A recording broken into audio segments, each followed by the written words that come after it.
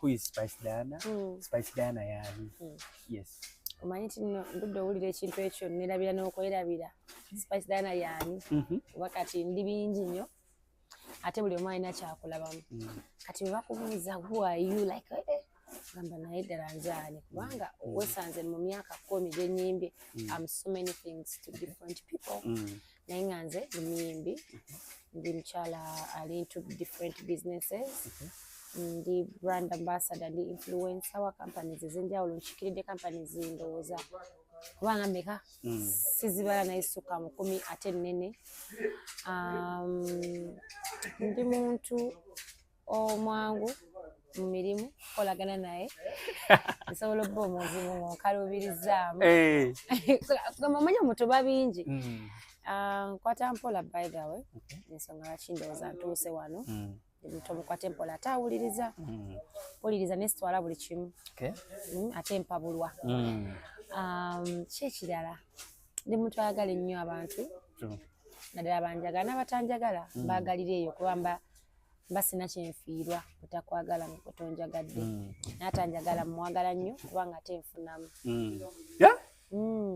ofunamu anjagala mwagala nnyo kuba nfunamu kunjagala so kati mba nina ati nange kijanjawaza kugamba many things kati kugwe omulabi simanyi gwe kyendi gy'oli but nze ndi bintu bingi nnyo mu bulamu bw'abantu ab'enjawulo bangi nnyo amanya gago obuzaalibwa namukwaya Hajara Spice Diana mukyala musiraamu mukyala yazaalibwa mu ddiini ey'Obukatuliki naye nenkulira mu ddiini y'Obusiraamu mami wo kitegeeza si musiraamu mamange si musiraamu tatange yanzaala si musiraamu naye nakuzibwa omwami musiraamu nampenya ya Hajara naye ebintu by'eddiini biri obitegeera bulungi nnyo eddiini kyekintu kyempa ekitiibwa ate eddiini y'Obusiraamu yongiwa nnyo ekitiibwa kuba mwenkulidde ate kwegamba mwenkulidde nfunyemu omukwano mungi nnyo kuba nti nno nakuzibwa ba stranger abasiraamu ate ne banjagala nnyo eddiini y'Ekisiraamu ono wagisoma kyenkana kitono nnyo kuba emiggo gyali mingi wali maama natusoma ebisiraamu yatusomesanga obusiraamu yali akuba kibooko kati saawangaalayo naye erinnya lino Hajara Namukwaya bwali bakwita linnya ki before Diana era ndi bambatiza tata wange anzalira ddala yambatiza erinnya Diana kati ate abantu erinnya batamanyi nti erinnya lyange Caroline is my other name oba Carolina tosobola ddiwulirako naye lye bambatiza mu Bukatoliki Carolina Diana. Otandika otya okweyita Spice? Kati era Spice lijja mu kusoma awo nga omuvubuka nga weegomba ebintu bingi nnyo bya music weegomba okuba star celeb kati ng'ovubuka oba n'ebintu bye weeyita star girl nga kati nze wenneeraba ndi star girl Spice birungo bwe bityo kati we nalifuna erinnya nga sinaba nakuyimbayo kuyimba lonna nze nali neeraba nga star. According ku bye wali okola ku ssomero nali wanjawulo nnyo ng'era nze nali nga standing out nga sinaba nakuyimba. So olugendo luno lwendo ng'olutandika otya era ddi? Olugendo nalutandika ndowooza njoyininze abo ba Triplets Ghetto Kids nga bajoyininga ng'omuntu eyeegomba like music and nga bazina balina bye bayimba n'okusinga balinga nnyo mu dance kati nga bannyumira nnyo ng'abaana batokoza Love Kids so ne ŋŋendayo okutwalayo omwana omu okuyiga amazina ne mpangaalirayo okumala akamanga nendaba engeri gye baalinga bakola ebintu byabwe ne mbawekerangako ku stage. I was inspired by what they were doing.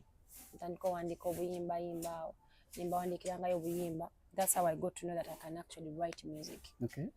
So mu kubawandiikira ne tuka nange n'endowooza okwewandiikirayo akayimba. Bwe nawandiika akayimba akasooka manager waabwe by then nantwala mu studio ne ndicoding akayimba ke kasookera ddala nze akwagala. So when I recording, I didn't like how I sounded, but I loved the whole, experience. So that's how it started. Nga ndi mu back yange ya senior 4, senior 5 awo nenjiyingira bwentyo ntandika music. Katuuka mu senior 6 nga natera okumalirizaako nenkola oluyimba nonsaanula nelufuukirawo And it was a big song.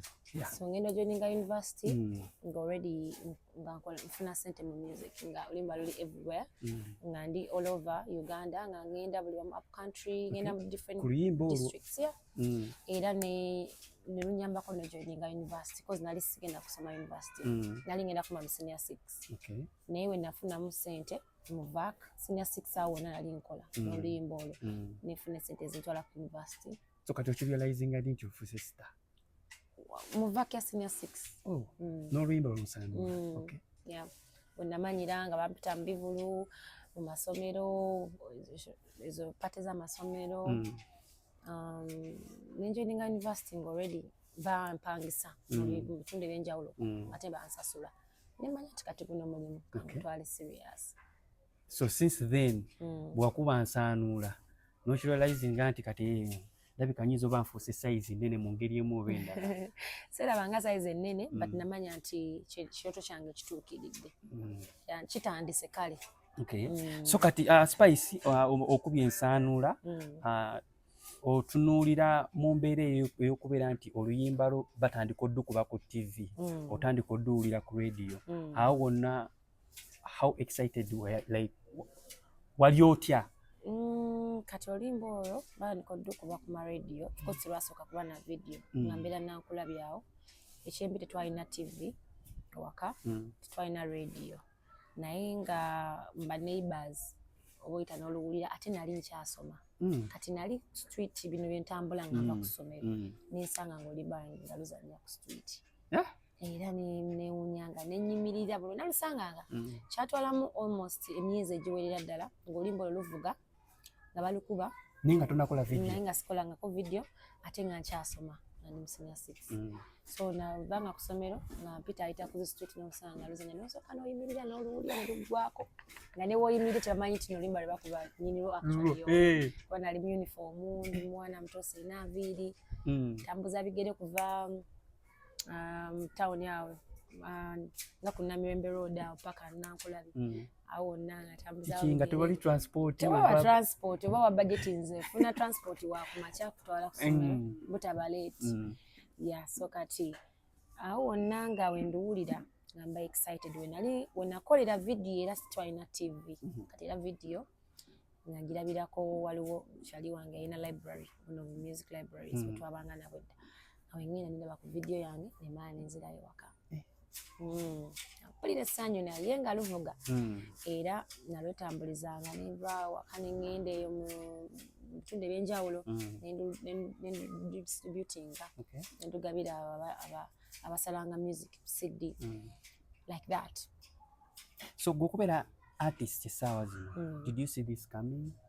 Nze nali manyi jakuba wakabi kye nali manyi mu bintu kwanagezaako ebintu bingi nze nali na actingako actually naye njagala nnyo okuactinga nosinga okuyimba nasooka mu actinga nasooka mu actinga era nekolanga music nga bwe actinga kati music weyayitamu nendekerawo ku actinga naye nalina ebibiina ebyenjawulo bye nalingamu nga tugenda netuzanya ebina Uganda kati nali nga njagala actinga kuzina byonna so nali simanyi nti no music mwenasanga omukisa gwange naye nali mmanyi nja kuba wakabi mu kintu ekimu that's why I kept on trying different things. Ebiseera ebisinga omuntu waba atandika afuna challenges tugambe nti Spice bwakuba oluyimba lwansaanula bakugulirawo buli kimu oluyimba lwo it's your breakthrough song. Yeah, it was my breakthrough song.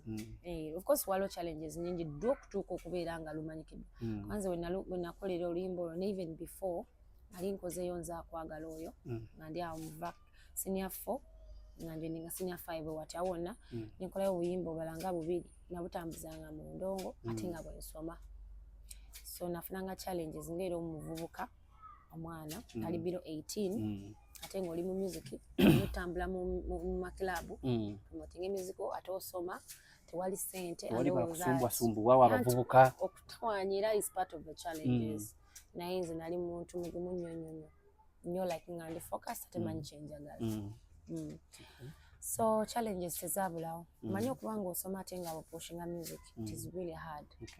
So kyakutwalira bbanga ki okuzza ku nsaanula and which song was that? Okuzza ku nsaanula kati onsaanula oyo nakolayo awo tekinnanta sitoma kati bwebityo nga omanyi nga bitambula mpola paka we nakolo limba ne Palace olwakona mbini ndo zanga 16 15 we watyawo. Okay, tutululire era abayimbi still olina abayimbi gwe nga gwe b'okutteko essaawa zino. Yes. Like managinga? No, like b'okutteko bogamba nti b'oyambyeko. Of course, ekyo kyo kibaddewo emyaka 10 gye mbaddewo koze collaborations nyingi. Of course the only way gyenyinza supporting omwimbi ovudde kubosanga n'obaako bye bagamba on what to do abakwebuzizaako, but okubeera involved collaborations zenkoze koze nnyo n'abayimbi nga naye olaba collabo yakola ki agyetaaga nekibako kimwongerako nawe nekikubeezaawo nekikugattako because when you give someone a hand oba towadde yeka naawe oba olina kyewegaseeko. So collaborations zenesinga zenkoze zina kyezigasse ku bayimbi bembadde nabo same level n'abalala babadde below me. There's been at least a changeawulo. Ne mu advice bangi bo amagezi waliwo ne boyambako nga do this nga toli mu bulamu bwe like nti nga manager but osobola omuwa omuntu kyeyandimuwadde ate omanyi era amagezi agasinga izo omuntu kyakugambye than giving you money.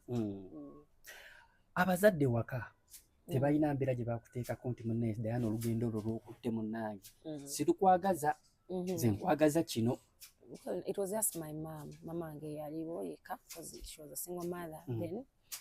Era twakanyanga yannesiganga nga nzikiririzaamu era nga bwekinjagala ogezaako nga nsupportinga.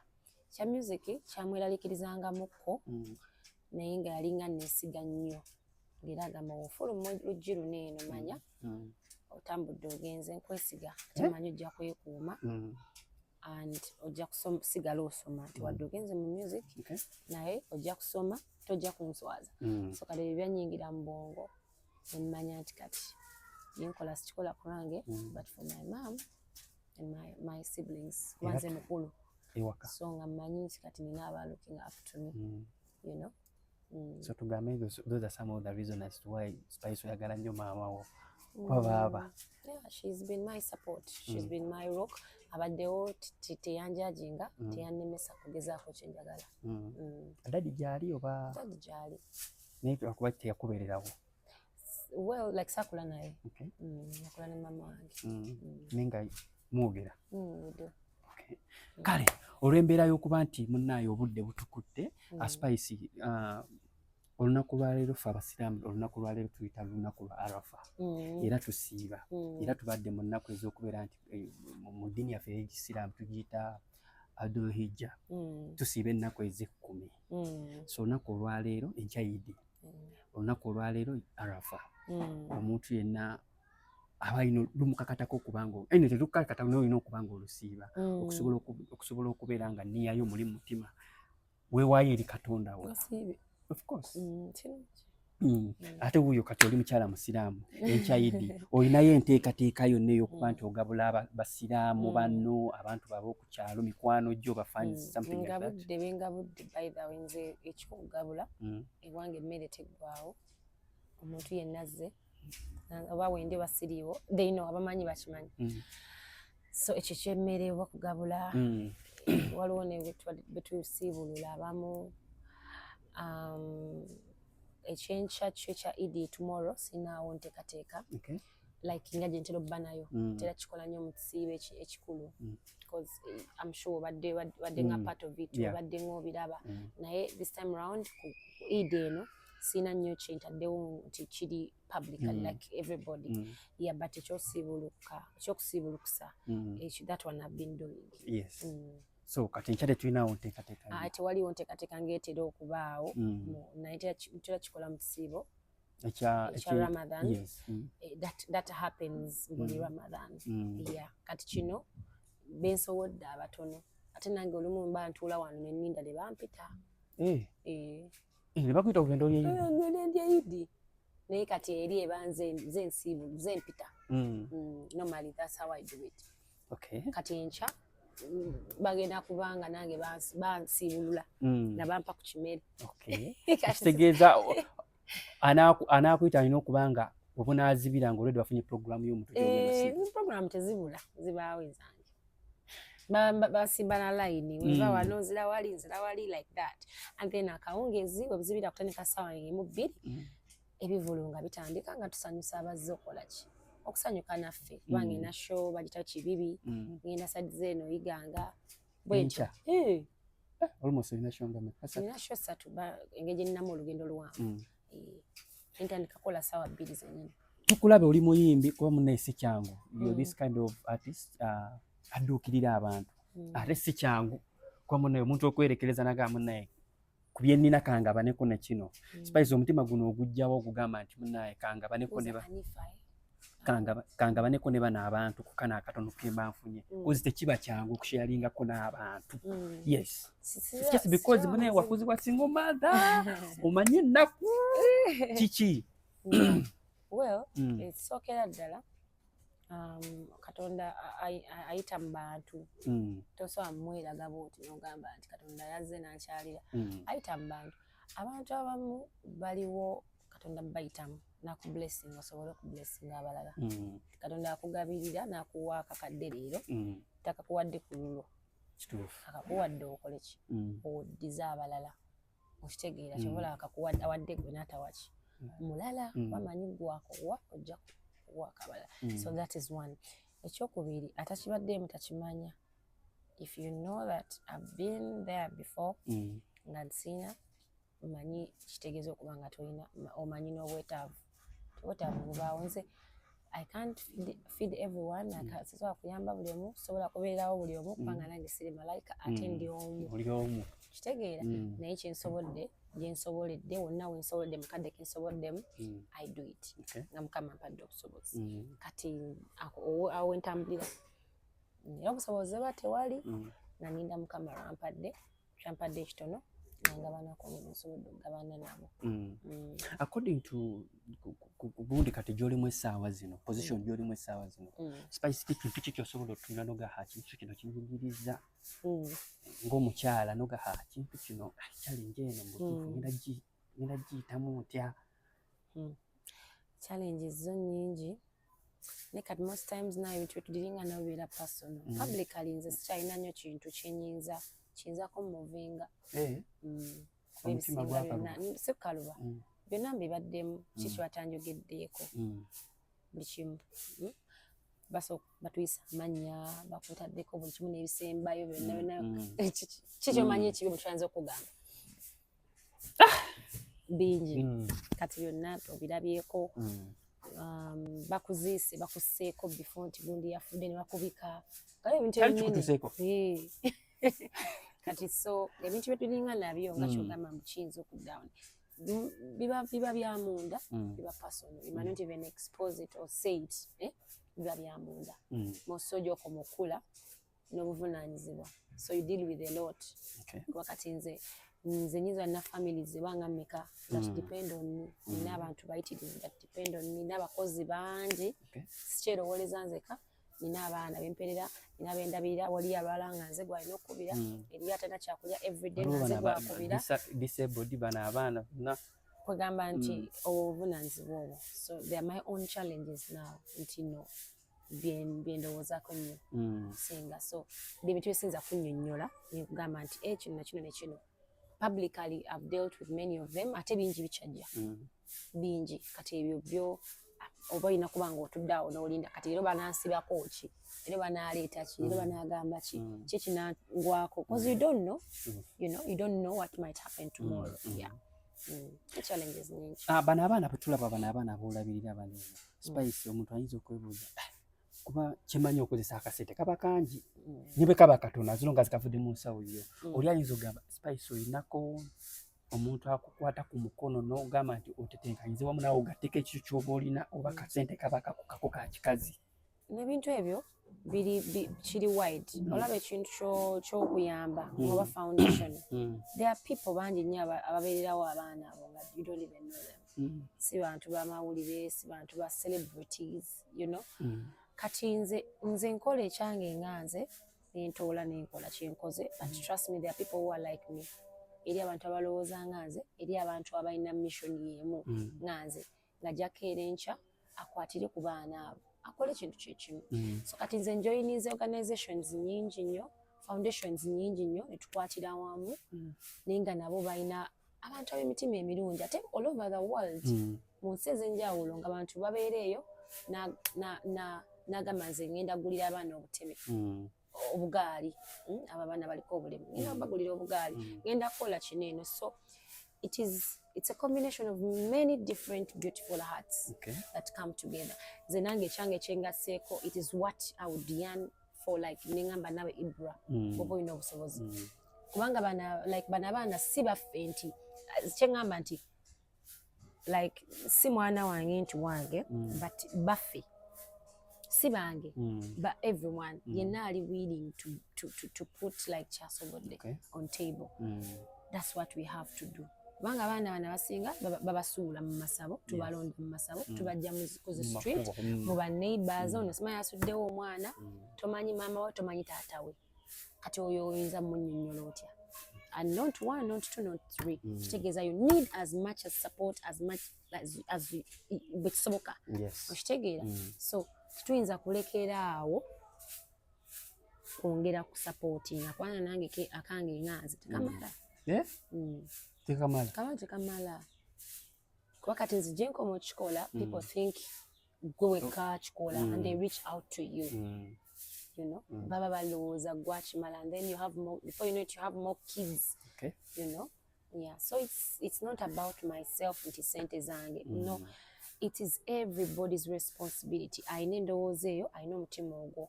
Alaba abaana n'abeera touched n'agamba ono omwana ono simuyamba nekinsobodde ani agenda omuyamba. Yeah.